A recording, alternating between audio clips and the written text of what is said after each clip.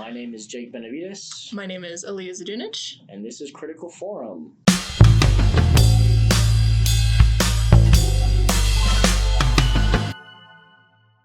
Yay! Episode 2, in fact. Even though it took us forever to get to the second episode because somebody had to go to Canada for a Taylor Swift concert. Okay, we're really throwing that in there. Yeah, we are. We're back, and that's what matters, Jake. Yeah, so, hope everyone had a good Thanksgiving break. Going into finals week. Yes. Feeling great. Finals week. Yeah, how are you feeling about finals? I'm not really that worried or anything. I've been kind of bored with my classes this semester. Not that they're bad classes; they're just all not very interesting. That's fair. That's fair. I'm excited for next semester. I'm hoping because I have some actual theory classes next semester that I'm hoping will be more better. Stimulating for me. Yeah. We do have some stimulating news for you, if you want to call it that. I guess not news, but we did want to talk a little bit about, obviously there's a lot going on right now.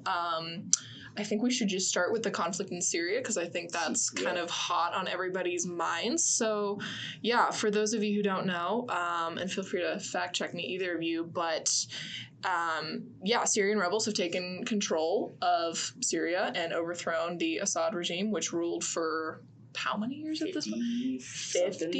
Yeah, and so the turmoil here started 13 years ago, I believe, and came back into light literally a week ago and just completely annihilated it. So Assad is gone. Bro's in Russia. He's in Moscow now. Putin airlifted his ass out, and we're going to talk about it. So yeah, just to get some more facts out there before we get into our thoughts on this. This was the first offensive attack on Aleppo and the surrounding regions since 2016, when the conflict started. And Russia actually helped the Syrian president Assad retake Aleppo 12 years ago during the first, the last before this incident of this conflict. So Russia's been tight with them for a hot minute, and Assad had remained in power over about 70% of Syria since then. And there's also, I think it's important to recognize, a lot of Hezbollah presence in that area too. Just because that's... The current leader of the rebels, Hayat, has connections to Al-Qaeda as well. So yeah, I'm a little it's good that the Assad regime has been Assad. Yeah. Assad. Assad. What's Assad's full name again? I have absolutely no idea. But it's good that his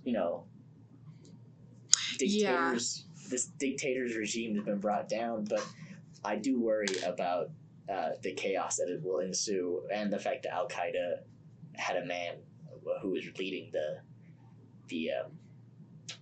rebels, the insurgency. Right. And from what I know, they did now. break away from Al-Qaeda, but that certainly doesn't mean that entirely and ideologically they did. But it's estimated to be at about 30,000 fighters and a nationalist force, and it has adopted a better attitude than Assad did towards Syria's religious minorities. So I believe that's the Shias is the minority in Syria.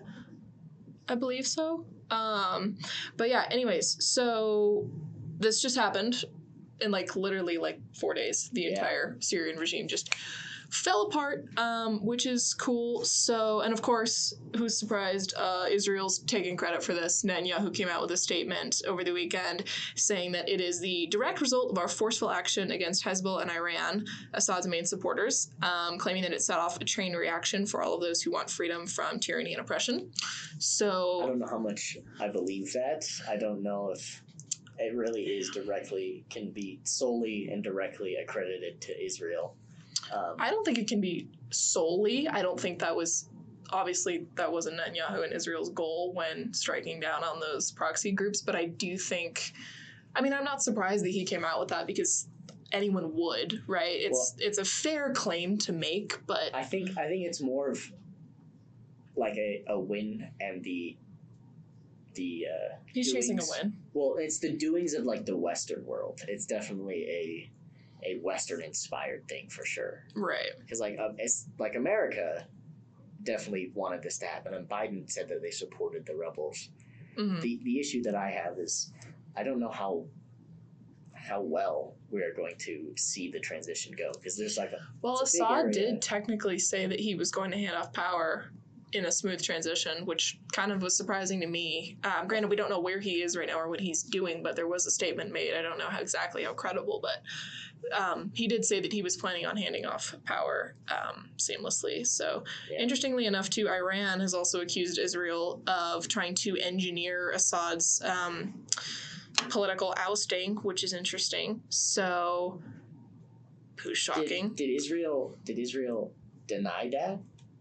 I don't think so. I was gonna say, because like if they're I think that would go along with Netanyahu's right. I was gonna say prerogative here. If they denied that, but then also like claimed this is like their doing, that wouldn't make any sense. But I don't think Israel's not claiming that this is their doing, but they are claiming that they did help this along, which again I don't think is a completely unbiased claim, because again they did strike some of the main proxy groups that were supporting Assad, which then weakened Assad's proxy support henceforth.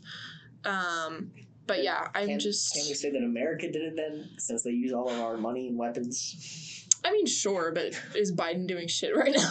No. Yeah, Biden's not saying anything. Well, he did say that they support the new regime and that they hope for prosperity, whatever. It's going to be really interesting though to see if we can actually, when Trump takes office, and hopefully they kind of figure their shit out over there, if we can have some relations, because God knows how well they're going to set up whatever new government they want going on. I mean, Trump has been very clear about his maybe not anti, but he wants to be protectionist and he wants to be isolationist. He's been very clear about that. On that, we actually have a couple tweets from Trump that says he does not want to get involved. Quote, "Syria is a mess, but is not our friend." And all caps, "The United States should have nothing to do with it. This is not our fight. Let it play out. Do not get involved." That was on Twitter. Going with that isolationist perspective, which I don't totally disagree with, especially because we are not an ally with Syria. We have nothing to do with them, especially right now, and we haven't been for many, many years, as far as I'm aware. So I don't necessarily think that he should have got on Twitter, but, do I ever think that he should be on Twitter? No. But yeah, I'm mostly, I don't know how you feel, but I'm just interested to see how this affects everything else in the Middle East, because I was looking at a map the other day, and where Syria is situated geographically is very interesting as far as how proxy groups are going to now transport weapons, transport materials, and get to and from the war in Gaza, and then especially I think there was something else with Saudi Arabia that was going on. It's just going to be interesting to see if the new Syrian regime allows that traffic to go through there, if that makes sense. Because it's such a centrally located country. It is. It'll definitely be interesting to see how the regime responds to America's either interference or lack of interference with everything, depending on what our presidency does. What do you think he's going to do? Trump? Mm-hmm. I'm not really sure. Trump, with the Middle East particularly. Yeah, I'm not sure, because Trump, he doesn't actually go through with anything that he says ever, because he says he wants to be protectionist, and he doesn't say that, but he appears to want to be protectionist and isolationist. But then he also moved the capital in Israel. So he also claims to be the most pro-Israel president in and so ever. He moved the what is the building called? The embassy. Embassy. That's what it is. He moved the embassy. Oh, I was like, you moved the capital of Israel. He moved the embassy. Bro picked up Jerusalem. Yeah. And which was that was a big thing. That was a very symbolic message that he gave, a very pro-Israel one. But then he also says things like Syria is not our ally, and that we shouldn't be involved in that in the slightest, right? And obviously, he's right. They're not. Well, no, I know, but obviously Israel wants this to go well, right? Which part? The new regime in Syria. The new regime. Well, doesn't everybody over there? Who wants it to go bad? Assad. Yeah, well. Russia, China, Okay. Iran. True. Very true. Does Iran really? Well, if Iran is supposed to be, supporting Hezbollah and, wants to keep the Middle East unstable. This is true. Yeah, well, my bad. Yeah, no, you're right, because Iran is supporting the proxy groups. Interesting. So, it's just interesting for America, specifically Trump, to say that we're pro-Israel, but then be like, we're not going to actually help Israel. What's the point of saying we're going to be pro-Israel and then not do anything? I think part of it is just the fact that he's saying Israel deserves autonomy and, here's the thing. I think him saying that it's a good message to at least put out there. Right, but that's kind of my point. It's that's all Trump does. He just talks. He talks and talks and talks. I'd rather him do that than blow shit up. Yes, do I think he says a lot of stupid shit? Absolutely. But this is one of the few places that I don't completely disagree with his take, which is Israel is our ally. We give them money and let them decide what to do with it. Do I think that we should put some limits on what they should do with it right now? Yes, because they've taken it too far and they've shown they can't be entirely responsible with it. But I don't think that we should get involved especially with this regime in Syria, because we don't need another Afghanistan. We don't need another. We've learned, and we should. I think he's right, and we should not get involved. But I do think that it's going to be really interesting to see how Trump treats the Middle East, and I'm not totally opposed to him keeping the America First strategy that we've had. Which is, essentially prioritizing America, keeping ourselves out of conflicts that we don't need to be involved in, and just putting ourselves in situations where, things benefit us, and not putting ourselves in situations where we have a lot to lose. Yeah, obviously, I think we have different worldviews. That's okay. That's why we're here. Well, yeah, I think that it's important that we are ensuring that everyone is getting to live a peaceful life, and I think that there will be a lot of chaos that will continue to grow within the Middle East right now. I don't disagree with that. And hopefully this is a step in the right direction. I'm really hoping if they pull this off that it'll be. That's kind of my fear. I'm definitely a cynical person, so I don't really trust anybody or anything, especially when they have power. Mm-hmm. And so I worry that the new regime will devolve into another dictatorship. In Syria, I could see that. Yeah, and so it's. Well, and I'm also worried that this is just going to be seen as another open door for all the other proxy militant groups. Right, exactly, and so there's without America intervening, not even intervening, but playing the hegemon. I don't like America doing that, but Then what do you want us to do? Because it doesn't sound like you're agreeing with us not intervening, but it doesn't sound like you want us. I don't want us to do it the way that I know we will do it if we do. What would your ideal situation be here? I think we need to help with material support. We need to be making sure that people have access to resources, and that's all we need to do. Here's my take for you. I don't disagree with that. I don't think it's feasible right now, but I don't disagree. What do you think for people who wouldn't want that from America? From people who've been raised on the idea that Americans are evil, Western culture is the devil, we don't want support from them. How would you go about that? You give it to them anyway. Because it's I can think that you're evil, but if you hand me bread and I need the bread, I'm going to take the bread. If you think I'm evil, I don't think you would eat the bread. I think I would. I don't know. Because I'm pretty hungry, and at this point it's well, sure, it might be poison, but I'm going to die anyway. I might as well eat the bread. That's fair. Anything else on this topic? I'm trying to just go over my notes here and see if we have anything else. There's also worry that this could just become broadly more destabilizing if Russia and Turkey get involved, because, bordering Syria. I don't know. I don't have money on Russia getting involved, that's a bad way of saying it.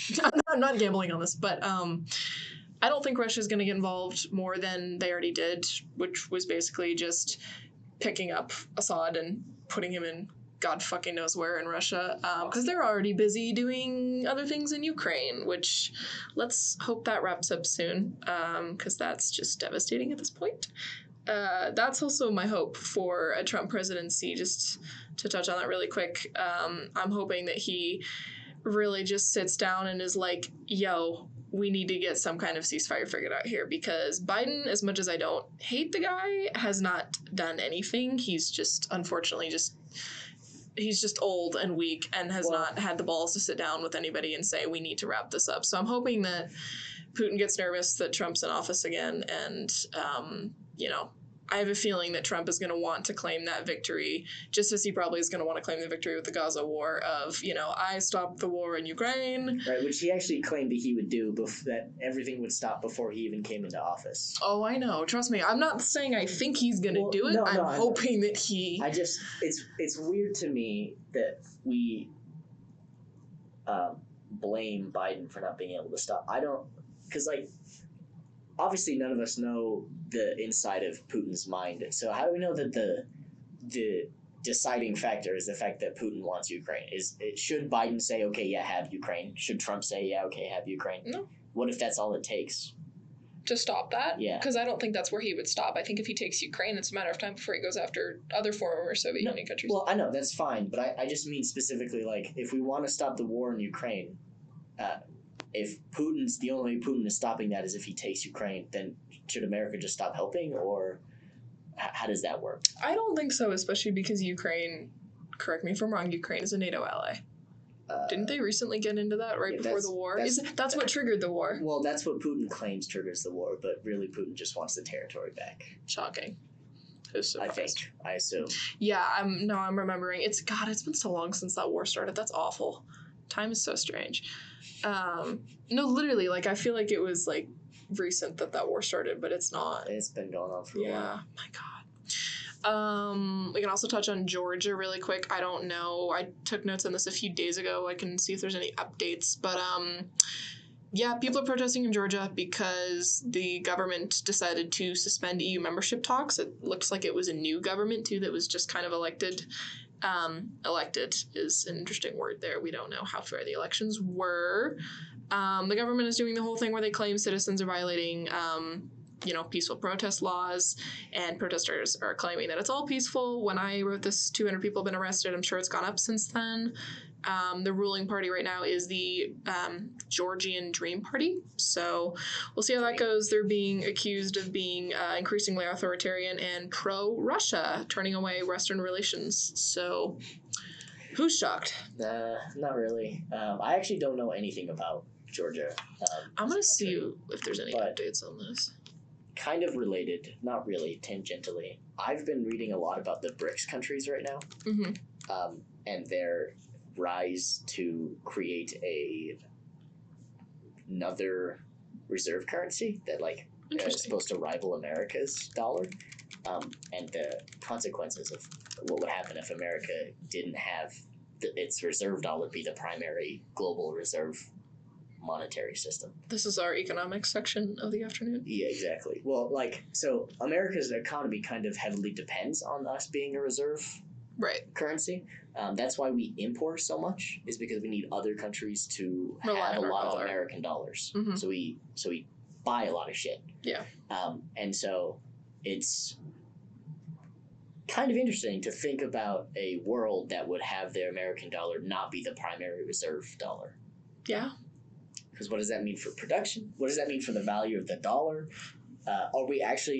Is Trump going to do what he says he's going to do? And is he going to bring... Isolate us. Well, not even technically, but is he actually going to bring production back to America? How is he going to... I doubt it. He said that the first time around. Right. And what did he do? What did he do? How is he going to make corporations start producing again? We have labor laws that prevent, children from working, but, that makes it really cheap to produce in other countries. Right. So, I don't see I how think it's Trump possible. is going to do what he's always done, and listen, I am not into econ at all. Thank God we have you here for that. But the way I see it, Trump is just always chasing wins. He's always chasing things that he can point to and say, I did that, I look better, I did this.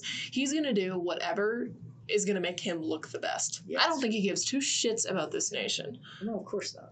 He's a narcissist. Right. So I think if it's going to make him look better to keep things overseas and keep buying shit from China and keeping our manufacturing there, he's going to do it. And he's going to do what he always does and come up with some bullshit excuse as to either he's not going to admit it or he's just going to come up with an excuse of why that all of a sudden is better. Yeah. So, an update on that Georgia thing really quick, though. Tens of thousands of people are there for an 11th straight day of protests. So that was from AP 11 hours ago. Did you hear about the South Korea thing, too? Oh my god, we didn't talk about that yet. Martial law. That was... And that did not go well, either. What a time to be in politics. I find it so funny that the president was like, this sounds like you guys are pro-North Korea, and then the whole country was like, what? I need more info on that, because I was looking at the Syria thing unfolding right when that started. I believe they started around the same time, right? Either that or I was just out of the loop. But yeah, no, that was a crazy 24 hours, because didn't it all wrap up in like... Yeah, well, he tried to declare martial law like... And then people went late batshit. night, and then by the morning people were like, what is happening? And then his own like parliamentary government was like, we're not going to do this. And why did he declare martial law? I don't... Weren't they trying to boot him out of office or something? And he was like, fuck after. you guys. That's fair. I can't remember. Oh, exactly. I also wanted to touch on that Hegseth thing. We'll have to do a whole nother episode on our opinions on Trump's picks, which I think we should have a bingo card going of who's going to get approved and who's not. Because, I mean, granted, it's probably just going to be all of them because the Senate is... are they approving him with this Senate or with the Senate that is going to be in there while he's in office? Am I stupid? Because the entire, the House and the Senate that got elected while Trump was getting elected during that cycle are both red. Yeah. So anything I just wrote a piece on this actually about how we're just so fucked because he just completely obliterated checks and balances. But anything that he says, they're going to be like, sure, because predominantly red. But still would be interesting. So...